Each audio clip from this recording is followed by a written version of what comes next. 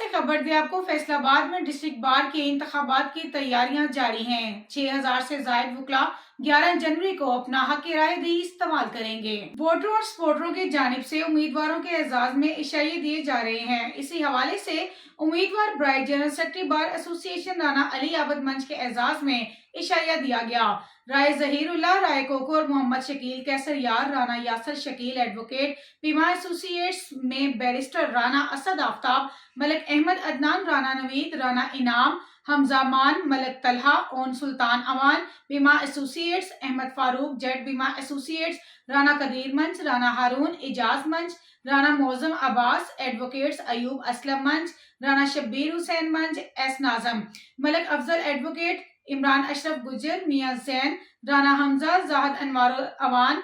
चौधरी उस्मान रमजान सिंधु, हारून असलम, अहमद हसनैन खालिद, कामरान जमील कसाना, अब्दुल रहमान गुजर, हबीब डोगर, राना असद जब्बार, राय जैन, राय जुहेब खल, मुबीन, अजहार, हमजा सईद और दीगर वकला ने शिरकत की और भरपूर हमायत का ऐलान किया।